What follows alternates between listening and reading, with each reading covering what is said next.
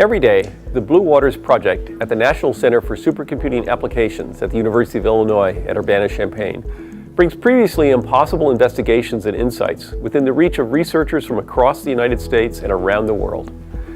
The exciting thing about Blue Waters is it is used for the entire range of science and research. About a third of Blue Waters this year is being used for biomedical, biophysics, and molecular type research and biology research. Another part is being used for materials research, climate and weather research, and then it goes down into things like social science, demographics, economics, a whole range of things. The research breadth of Blue Waters is something that I would not have expected 3 years ago. It's expanding greatly as we have our impact of being noticed, and people are bringing to us problems that I would not have expected. In this video, we highlight just a sampling of the more than 100 research stories from all areas of science, illustrating the breadth of Blue Waters' impact on science, education, and developing the nation's advanced digital workforce.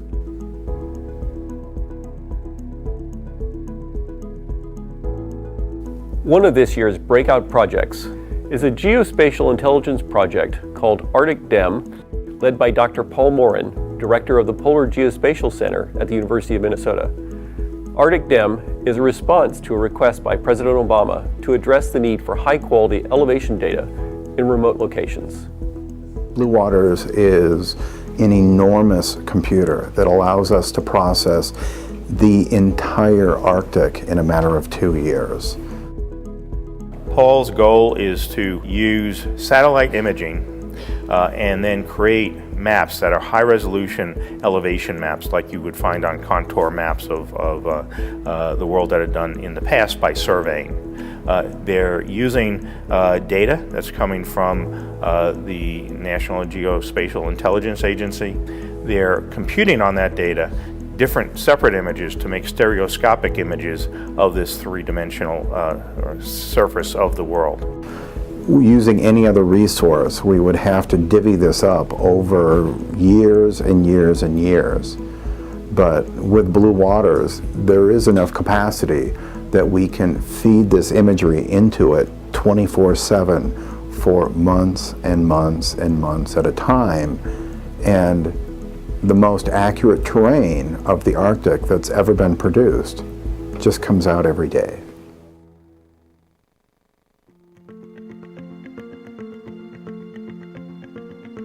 The work of Dr. Wendy Cho and her research partner, Dr. Lan Yu, is a step toward the future where high-performance computing will have an increasing influence in society and governance by applying technology to democratic ideals.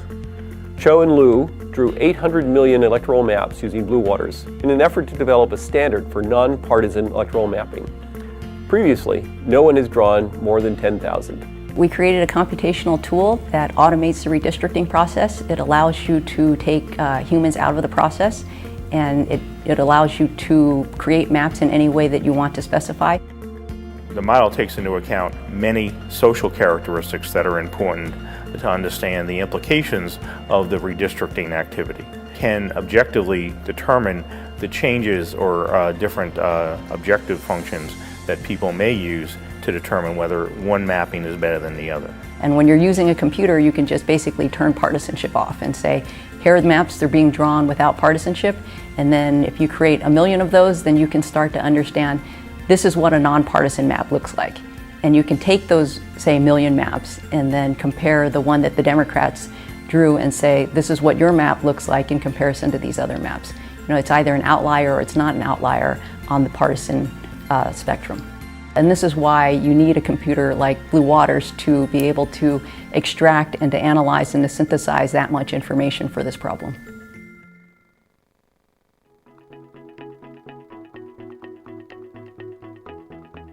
Dr. Tiziana Di Matteo and her team have developed cosmological codes adapted to petascale supercomputers and use Blue Waters to understand how the first massive black holes and galaxies were formed, from the smallest to the rarest and most luminous.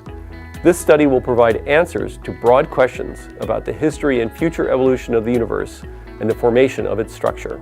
I run large simulations of the first galaxies and the first black holes.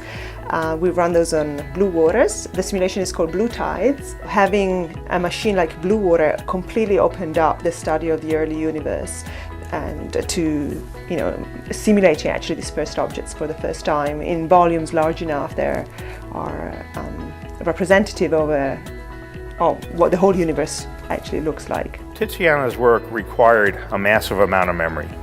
Blue Waters is the only machine that has that much memory that she can use to solve the problem that she was going after, which is the first billion-year evolution of the universe.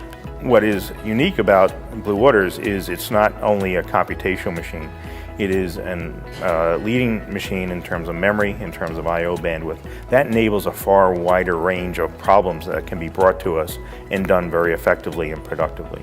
So the blue water stuff was instrumental for us to be able to run basically top-of-the-art simulations such as blue tides. It is, when running in these very large systems with this kind of technology, it is fundamental to have stuff such as we have at Blue Waters that is connected to to the details of how your code works, to connected to what kind of improvements your codes need to run at this kind of scales. We were using the full Blue Water machine, so it was an extremely challenging, and having this relationship that where the experts, the hardware experts that are part of the stuff of Blue Waters help us as scientists is how the science gets pushed forward into a totally different level. So my experience has been amazing in that front. The future of scientific exploration and breakthroughs, like the ones presented here, require an unbreakable commitment to public outreach, education, and workforce development. Through our Dome Show documentaries, public tours, and education outreach, we are working to inspire a nation of creative problem solvers. NCSA's Blue Waters project is developing the next generation of high-performance computing researchers and creators through fellowship and internship programs, HBC University, and workshops. By providing computational researchers with Blue Waters' advanced computing and data capabilities, providing students with world-class education and workforce development opportunities, and engaging the public's curiosity of the world around us, the National Center for Supercomputing Applications at the University of Illinois and the National Science Foundation are catalyzing discoveries that will have an immense impact in a diverse range of fields, sparking new understanding of our world and opening new avenues for future research.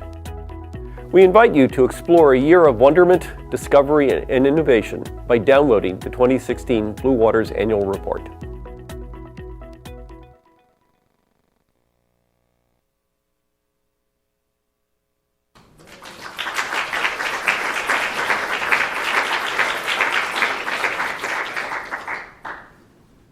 Well, thank you and welcome.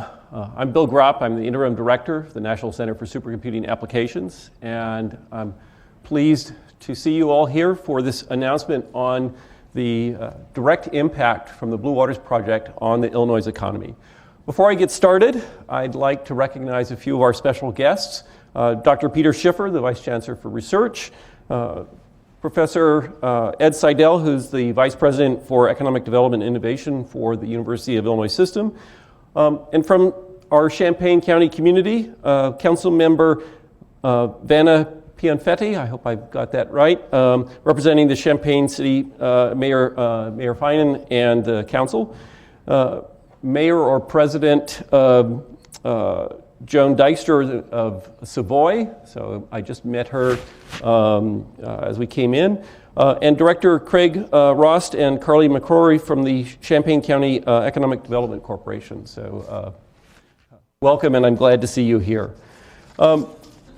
What we wanted to show you is the result of an analysis that we had done on the impact of the Blue Waters project on the Illinois economy. And you've seen some of the science results that have come about from the system.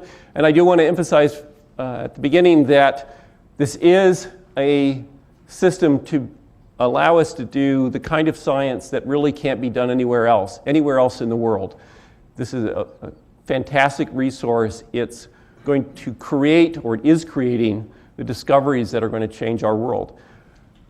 Having said that, that sort of impact might be 5 or 10 or 20 years down the road as we make use of that understanding and the things that come out of that.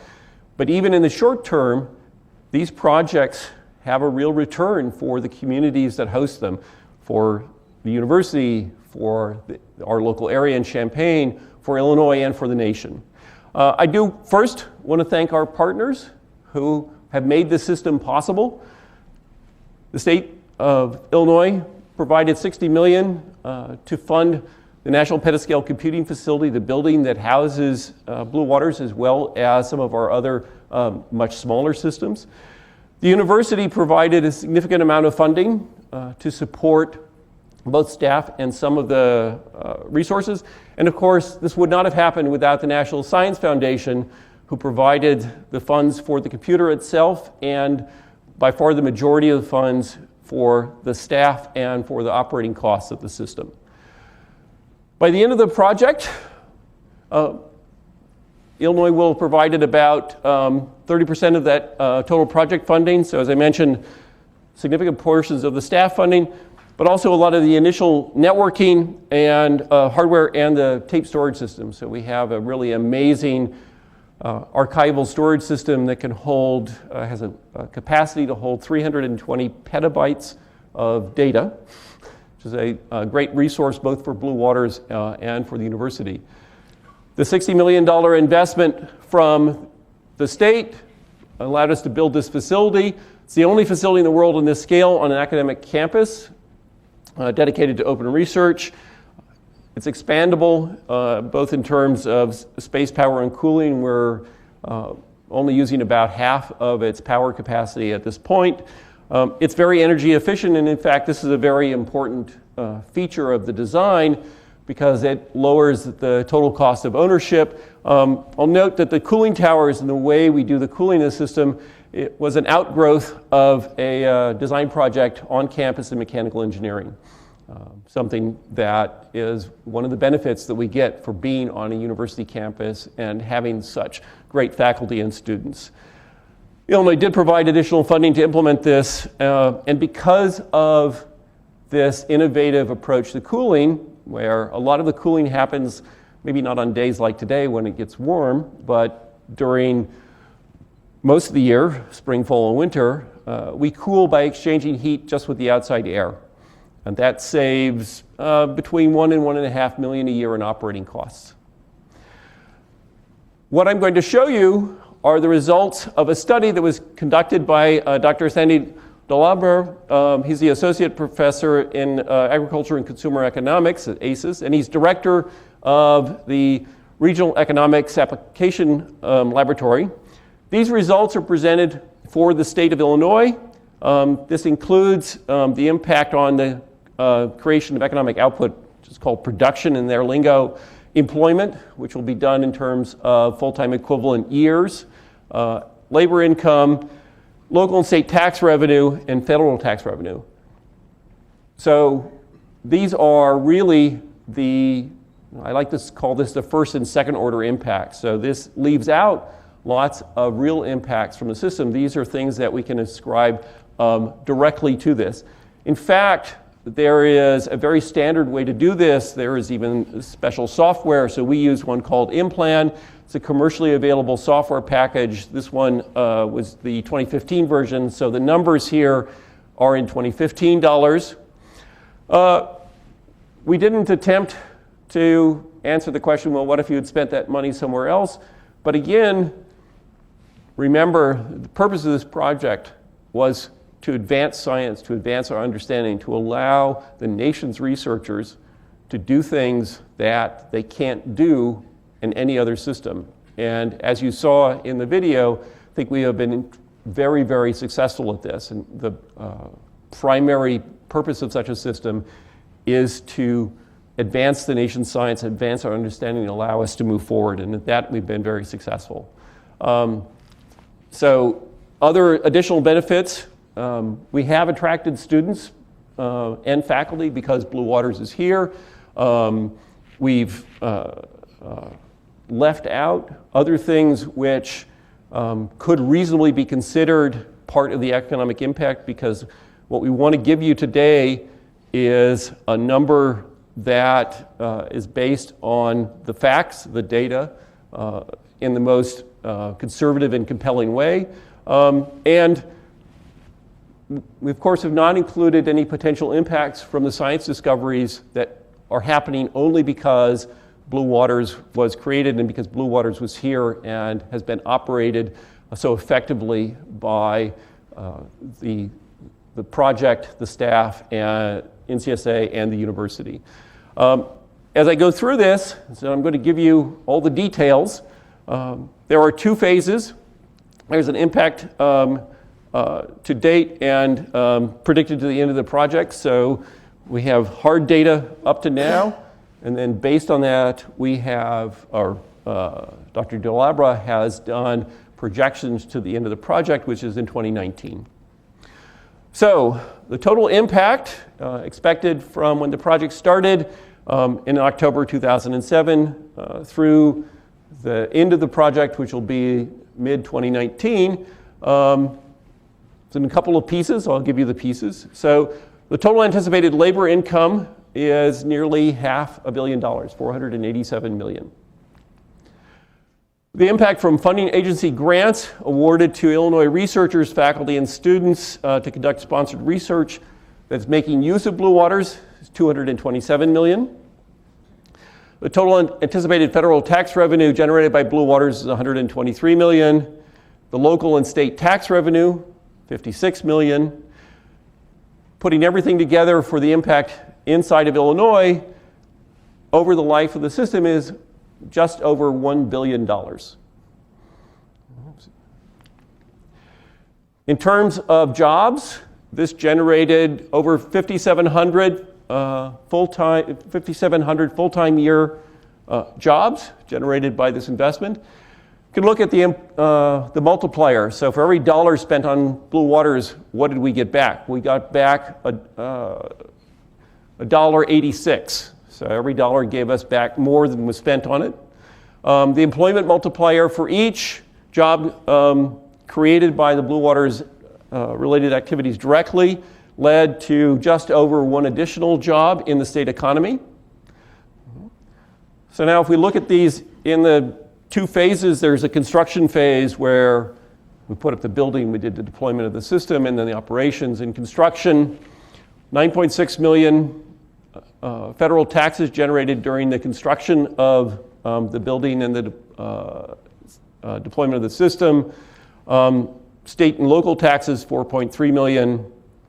There were 701 direct and indirect jobs, both from construction, technical jobs in getting ready to host the system, and in administration.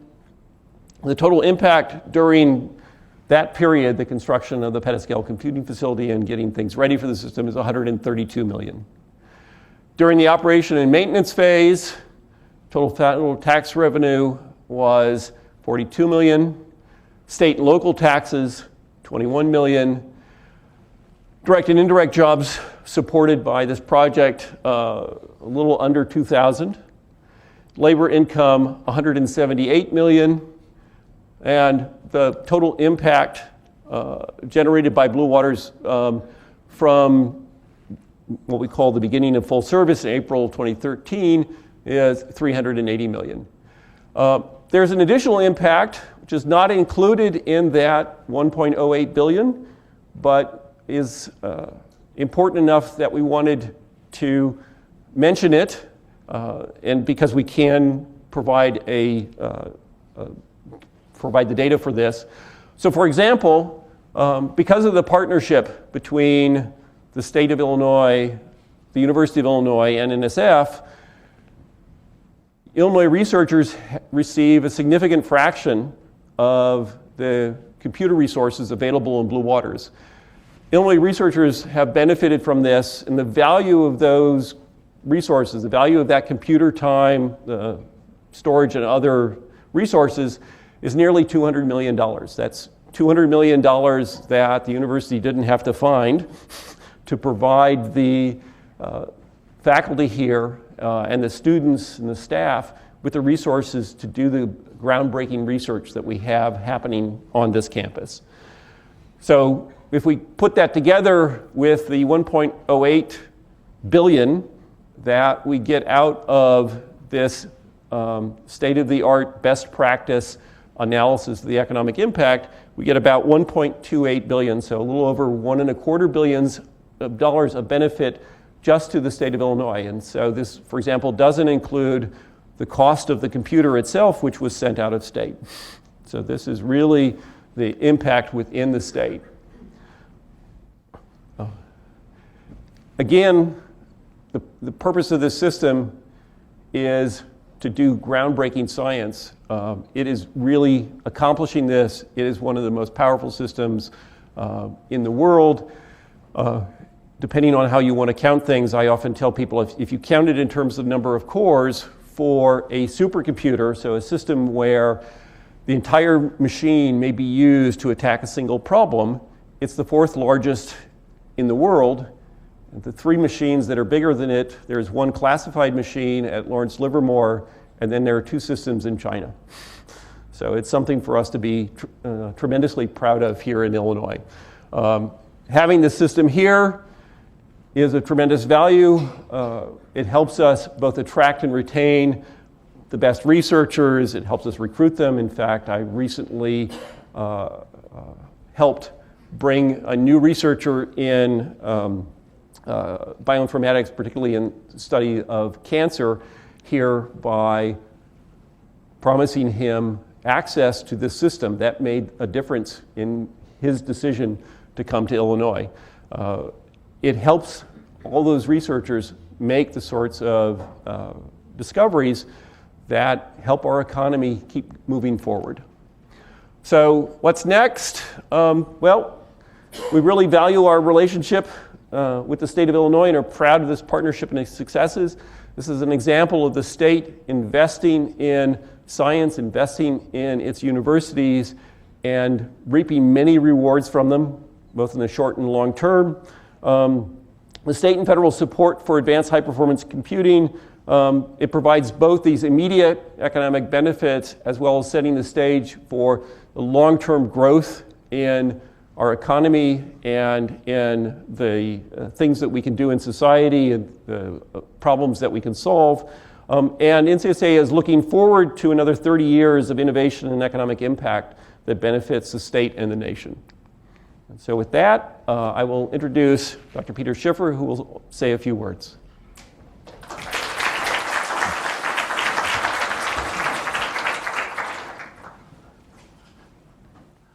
All right. Well, thank you, Bill, and thanks to everybody for coming today for this day of celebration. Those were some mighty impressive numbers. I want to give special thanks to the NCSA staff and the tech services staff and the faculty and students from around the campus who made all of this possible. I mean, it is truly impressive. And I know some of you are in the room and some of you are just here to watch and be impressed. Maybe we can give them all a round of applause.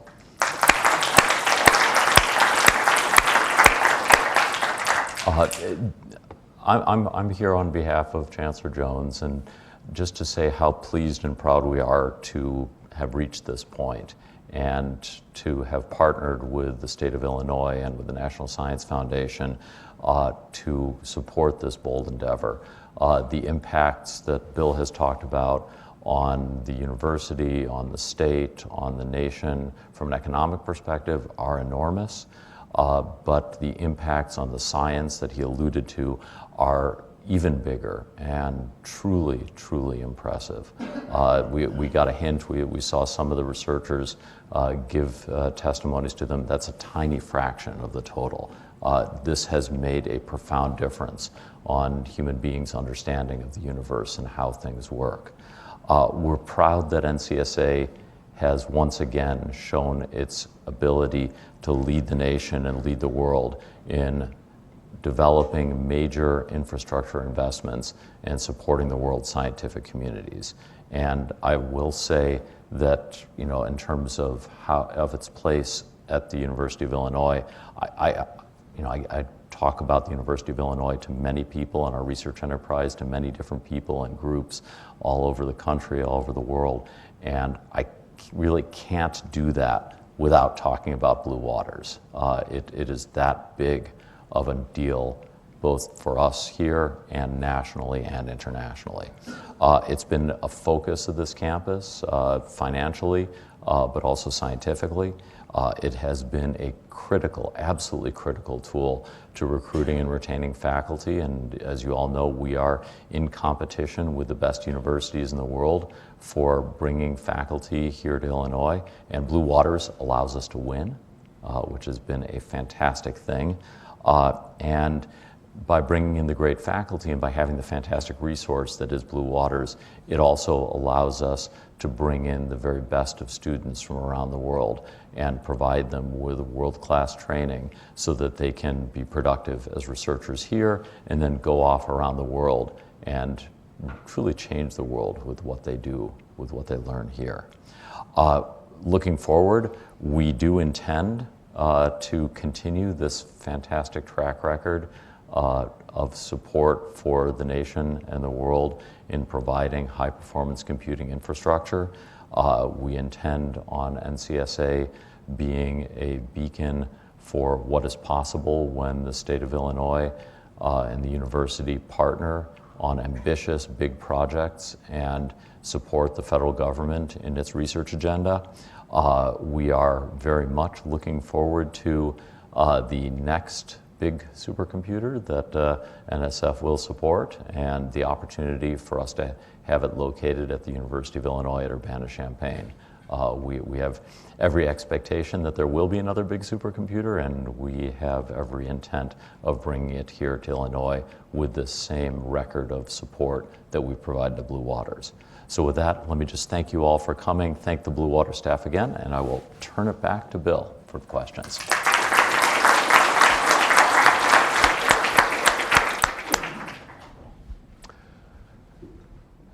Okay, so thank you, Peter.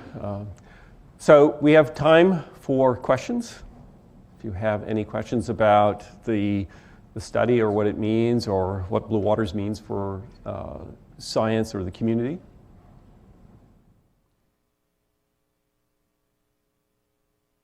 Okay. So what's the probability we will get another, we'll continue this into the next phase, the Blue Water? So NSF's in the process of releasing an announcement for the next system. So a synopsis of that, what's called a request for proposals, appeared Monday afternoon. We are waiting to see the details. We are encouraged by what's there. It looks like a good move forward for NSF. And for the nation's science, and we plan to win. Nothing is certain, but I can imagine no place better suited to continue to lead NSF science in high-performance computing going forward. So. Investment do you think will be necessary for the next phase? What kind of financial investment do you think will be necessary for the next phase? Yeah, so that, excellent question. So to answer that, it's going to be hard to answer that until we see the parameters of the next call. Depending on the size of the system, it'll depend on whether we can fit it into the existing building, which maybe we can. We will also have to look at what's expected in terms of networking, storage, the sorts of shares that we will expect.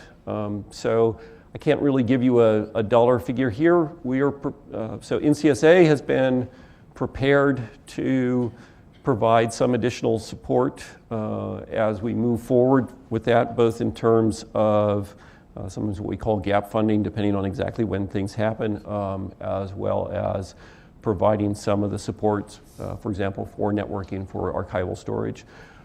one of the reasons, maybe to get back to the previous question, is that we have this gorgeous data center facility. It was brand new, built by the state. Unlike a computer, which becomes obsolescent in 5 to 10 years, the building is still a great building. And so that is an asset. The tape library, the storage system that the university and NCSA invested in still has some life in it, is another investment we will carry forward that will help us. So in some sense, we're not starting from scratch. So some of those investments will carry forward as well. Yes, we'll probably need something, but the details will depend on exactly what NSF is looking at. I will say that the synopsis that they provided, the project is called something like Towards a Leadership Class System. So they're looking to put a system somewhere, we hope here, that's a little, maybe 2 or 3 times as powerful as Blue Waters, which is actually, I think, small, but that's because they want to look at better understanding what a system that is 10 times more powerful than that system, so 20 to 30 times more powerful than Blue Waters, would look like.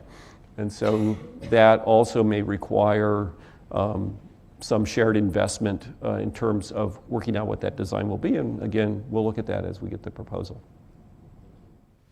What can the general public and legislators and other groups do to help make our case, and with whom are we competing against? So we expect to be competing with some of the other NSF supercomputing centers. So there are centers at the Texas Advanced Computing Center in Austin, the San Diego Supercomputing Center, the Pittsburgh Supercomputing Center, and there's another center at, I shouldn't call them centers, there is no centers program, but there are facilities at these places. There's another one at Indiana. There are a number of other places, some of the universities, particularly ones that have associations with the Department of Energy laboratories, particularly Tennessee, but also some in California, that have the wherewithal to host a system of this scale. So I mentioned that Blue Waters, from core size, is one of the largest in the world. It's actually the largest machine that the vendor, Cray, has delivered to anyone ever. But some of the DOE laboratories also have very large machines and facilities. And so what we really want is the best thing for science in the nation. We think we can do this better than anybody else. We have a good track record for it. I think one of the things to make sure going forward is that whoever gets the next machine can truly support open science, provide the broad connections, provide the support to make sure the systems are used most effectively. Because it's not just a place to put the hardware. This hardware is hard to use effectively. One of the reasons why this has been so successful, and you saw that in the video, is the fantastic support staff that we have here at NCSA and in the Blue Waters Project to help the scientists make use of it. So we would, for the fair playing field, which we think we can win on, making sure that people look not just at, gee, I could provide a machine with 20 or 30 petaflops and I could do that really cheaply. That's not going to satisfy the nation's scientists. That's not going to allow the nation's researchers to succeed. What we need to focus on is the ability to deliver that science. And that's something that I think no one does better than we do. And so that's one thing. The other thing I will say is that in these times of budget problems, both in the state and in the nation, it's a question of where are your priorities? What do you invest in? I would be quite happy to see large machines at our competitors, as long as we have the biggest one. Because there is such tremendous demand, and our international competitors are investing heavily in these systems. If you look at what's happening in China, you look at what's happening in Japan, you look at what's happening in Germany and in France, even Canada made a recent announcement of investment in high-performance computing. I think as a community, pointing out the importance of investing in this broadly across the nation is important. It's not just for Illinois, although again, I think we do it best, and I think we can show that we do it best, but really across the nation. Hi. So as you know, the Moore's law is ending and the computers are not getting any faster. So do you have any plan to invest more resources to come up with a better system architecture and exploring such aspect here? That's a great question. And in fact, as we look at this short synopsis of the request for proposal that NSF is putting out, is I think they are thinking exactly like that. They want peers. They want what they call the phase one system to start looking at some of those issues, how you evolve your system architecture to better support the science that you will do, to better position yourself for that phase two system. So they're looking at that. We have certainly been doing this at NCSA. We have other projects that have been exploring different sorts of computer architectures, different sorts of ways of programming it. We partner with the fabulous faculty on campus that are looking at developing new algorithms, new ways of making use of the new kinds of architectures that are coming forward. All of those things will be critical as we look at what we would do in the next 5 years, what we would do past that. So dealing with that change is one of the community's most difficult problems. It's one of the things that adds the most uncertainty.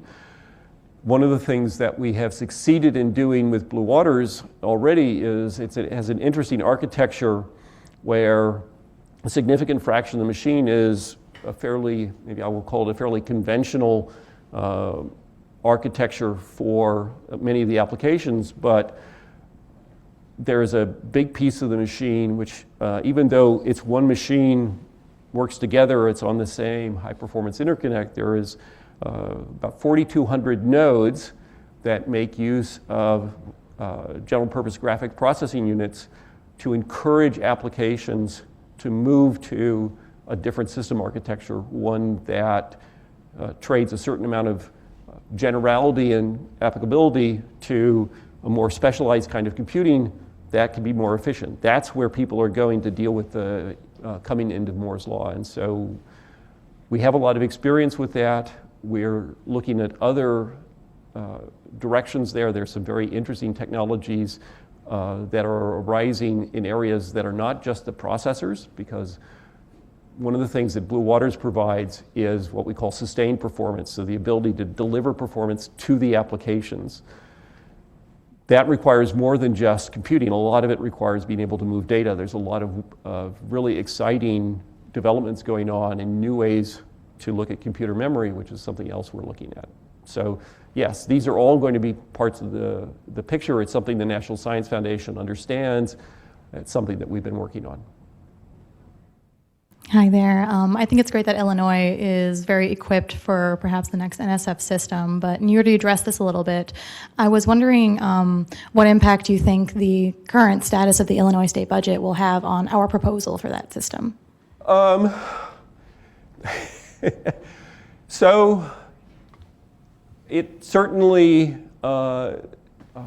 limits our ability to depend on state investment for something new.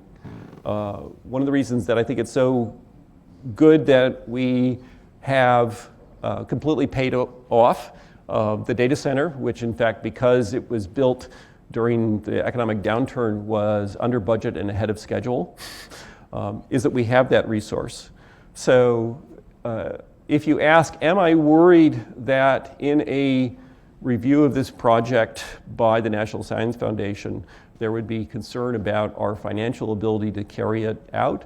No, I think that the history of the university, our stewardship of finances, our preparation for what it takes to carry out a project like this, and the fact that we have a history of succeeding with very large projects. In fact, while this is, I think, our biggest project, we have other projects that are in a similar ballpark. The Exceed project is an over $100 million project over its life. We're working on another project for the Large Synoptic Survey Telescope, which would be in the same order of magnitude. We have a past history of doing these large projects. So we have demonstrated an ability to carry these things out without having to run to somebody else to bail us out. We are known as a place that can get these things done. So it would be great if the state budget allowed us to be even more expansive, to do more investment, but I don't think it's going to hurt us going forward. Not for this project. I won't speak for the university. Yeah. I have two questions for beyond 2019. The first one, which is, I'm sure it's in the mind of every one of the staff. We have a world-class staff in the Blue Water team. And what's the fate for the staff? Do you have any plans for retaining the staff beyond the 2019? The second one, which is, I'm not in this staff, I'm in the industrial program, but from my dealing with them, this is a world-class staff. The second one, which is beyond 2019, what prevents us from using the system? Is it technical, because the system will be outdated, which cannot run? Is it financial, that we don't have any way to cover the operation costs? Is it we don't own the system beyond 2019? Okay, so two very different questions. So let me answer your first question first. So about the staff, so this is a center. Our intent, my intent, is to hire people into the center to work on projects at the center. So going forward, we expect there to be more than enough opportunities to keep our fantastic staff busier than they want to be. That's the plan. We have to see how the funding goes, but we, as a center, we are no longer dependent on any single grant for the life and death of the center. This has been a long-term objective of directors starting way back before me. So, in fact, Dan Reed started investing in survey astronomy because there was this possibility that down the road there would be a large project, and now we're seeing the fruits of that with the Large Synoptic Survey Telescope. So I do want to reassure the staff that one of my primary goals as director is to make sure that we provide exciting opportunities for the staff to do the sort of science that they do best. And that's why we are continuing to invest in new projects. It's why we have a number of large projects. It's why we are looking for additional synergies with campus so that we're not dependent on the success or failure of one of those projects. So going forward as a center, it's another reason why we also like to look at many of the staff, as much as possible, being involved in at least 2 different projects, because that allows them to relax a little bit about their involvement. It's not always appropriate for everybody, so if you're 100% on some project, please also don't worry. The thing which NCSA has, which is the most valuable, is its people. That's what allows us to get these systems. So keeping the people, making it exciting, being able to attract people, which we're able to do because it's exciting here. That's the most important thing. Okay, so the second question is, well, what about the machine? Well, in fact, we could continue to operate it. We are talking to some people who might be willing to pay the cost of operating it. Cost of operating it is non-trivial. It uses a lot of power, and it will be, I'd say, long in tooth. It'll be a bit old because of the coming end of Moore's law, however you want to define that. It used to be that a machine like this would be completely worthless after 5 years because the new machines would be so much better. It's no longer the case. The machine does have some value, and so we might continue to operate at least part of it if somebody is willing to pay for it. It also occupies a fair amount of space on the machine room floor, so at some point we will need that space. But we are looking to see if we can make some use of it that it makes financial sense. Okay. Thanks, Bill. Just a question on what your sense is as to what makes the NCSA and Blue Waters as a facility or distinctive in comparison to the other national centers for supercomputing, the other supercomputing facilities across the country, in terms of either the kinds of research projects that are being run on it or the way that the facility perhaps is being managed. So just as a kind of side comment, after a tour of Blue Waters, for instance, some of the tour managers mentioned that it was their sense that not all of the other supercomputing facilities made themselves as accessible to the public. So just is this public engagement, for instance, or a mission to public education at all make us distinctive? Well, I think one answer for that is just in our name. So our name is different in two ways from most of the other supercomputing centers.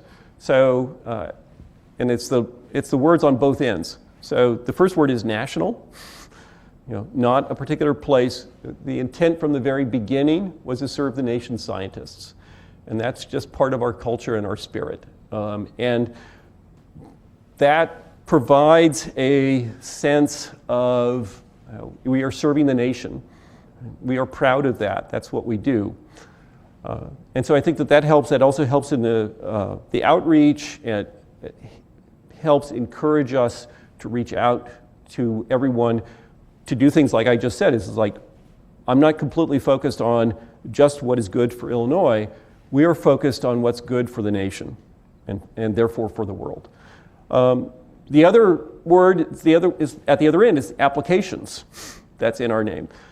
It's a focus we've always had that it's not the supercomputing, which might be the fun tech.